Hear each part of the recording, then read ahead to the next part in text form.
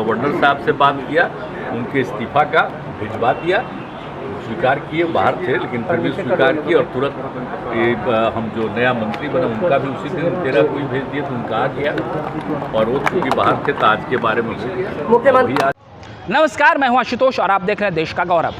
आपने सुना किस तरीके से बिहार के मुख्यमंत्री नीतीश कुमार और पूर्व मुख्यमंत्री जीतन राम मांझी के बीच जुबानी जंग तेज है। जाहिर सी बात है, हो भी क्यों ना, क्योंकि नीतीश कैबिनेट से जीतन राम मांझी के पुत्र और उनकी पार्टी के एकमात्र मंत्री को बाहर का रास्ता दिखा दिया गया है। अब तो मुख्यमंत्री खुद कैमरे के सामने आए और उन्होंने कह दिया कि पार्टी का विलय कराइए, नहीं तो बाहर जाइए। और जीतन राम मांझी पर बहुत गंभीर आरोप लगाया, कहा कि ये बीजेपी के एजेंट हैं। और आनन फानन में कल यानी कि शुक्रवार को जदयू ने अपने कोटे से सोनवर्षा के विधायक रत्नेश सदा की ताजपोशी भी कर दी और संतोष मांझी की जगह अब बिहार में अनुसूचित जाति और जनजाति के नए मंत्री बन गए हैं। अब जरा आप ये खेल समझिए कि 23 तारीख को बिहार में विपक्षी दलों की बैठक होने वाली है। बैठक से ठीक पहले ये कदम नीतीश कुमार ने क्यों उठाया? और अगर जीतन राम मांझी के शब्दों को सुने तो वो कह रहे हैं कि नीतीश कुमार भी फिर एनडीए में जा सकते हैं। जब वो बीजेपी के संपर्क में थे तो मेरा कुछ बीजेपी के लोगों से मिलने पर उनको आपत्ति क्यों हो रही है? लेकिन अब यही बिहार की सियासत को ज़रा समझने की आप थोड़ी कोशिश कीजिए कि लंबे समय से कैबिनेट विस्तार को लेकर बिहार में आवाज़ उठ रही है और खासकर कांग्रेस पार्टी इसे लेकर आवाज़ बुलंद करती रही है।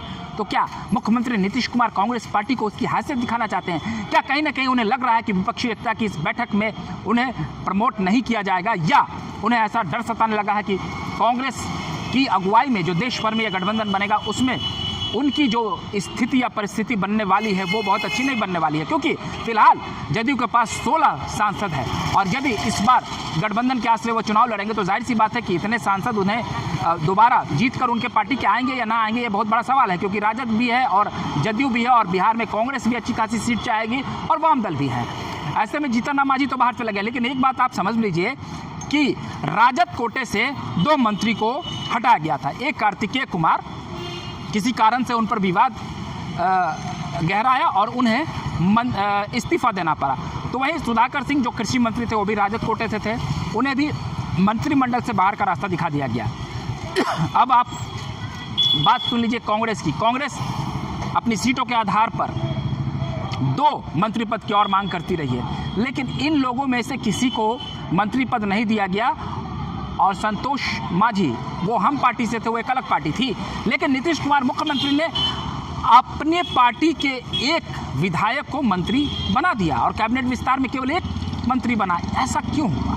क्या नीतीश कुमार बिहार में प्रेशर पॉलिटिक्स करना चाहते हैं और गठबंधन के अगुवा के साथ साथ राष्ट्रीय स्तर पर भी वो खुद की धमक चाहते हैं? एक और जहां बिहार में मांझी समुदाय को लेकर अब राजनीति तेज हो गई है, ऐसे में नीतीश कुमार घिरते नजर आ रहे हैं। कहा जा रहा है कि उन्होंने दलितों का अपमान किया है, लेकिन वहीं रत्नेश सदा जो कि उसी दलित समुदाय से आते हैं उन्हें मंत्री पद देकर बैलेंस करने की कोशिश की गई है। लेकिन बावजूद इसके अपने जो सहयोगी दल है राजद और कांग्रेस को लेकर नीतीश कुमार भी प्रेशर पॉलिटिक्स करने लगे हैं। इन 2 दलों के किसी भी नेता, किसी भी विधायक को मंत्री नहीं बनाया गया। तो क्या ऐसे में जीतन राम मांझी के बात को हम सच मान ले?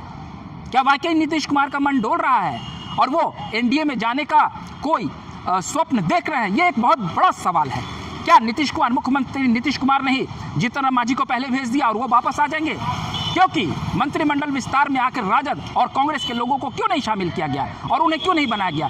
जदयू पार्टी से ही एक विधायक को मंत्री पद केवल दे दिए गए। एक बहुत बड़ा सवाल है, इस सवाल का जवाब नीतीश कुमार खुद ही दे सकते हैं। एक और वो विपक्षी एकता की बात करते हैं और एक तरफ अपने सहयोगी दलों को वो पीछे छोड़ रहे हैं। और जैसा कि ये भी सवाल उठ रहा है कि तेजस्वी प्रसाद यादव भी बिहार में मुख्यमंत्री का पद हासिल करना चाहते हैं और नीतीश कुमार ने कि उनके साथ एक डील हुई थी जो उपेंद्र कुशवाहा ने भी पहले कहा है। तो इन सारे समीकरण को अगर देख लिया जाए तो एक सवाल जरूर खड़ा हो रहा है। और बीजेपी के विधान पार्षद नवल किशोर यादव ने भी ऐसा कहा है कि राजनीति में कोई बहुत देर तक दुश्मन नहीं रह सकता है, कब कौन क्या करेगा कोई नहीं जानता। हालांकि उन्होंने ये भी कहा कि नीतीश कुमार के लिए बीजेपी के दरवाजे बंद हो गए, लेकिन राजनीति में इन बयानों का कोई मतलब नहीं होता है। तो क्या बिहार में फिर से सियासी उलटफेर हो सकता है? ये एक बहुत बड़ा सवाल है। बहरहाल आपको हमारे वीडियो अच्छा लगा हो तो कृपया कर आप इसे लाइक, सब्सक्राइब और शेयर कर दें। अगली बार फिर हम एक नए वीडियो के साथ हाजिर होंगे, तब तक के लिए आप हमें इजाजत दीजिए। बहुत बहुत धन्यवाद।